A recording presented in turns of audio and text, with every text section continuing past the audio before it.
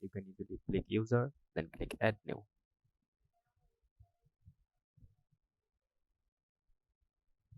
Then enter your username,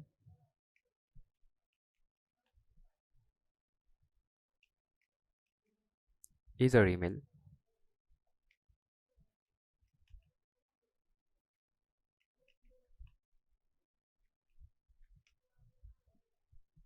then generate a secure password. Make sure that you have checked this one. Then you can check user role. Then you can click add new user. So that's it.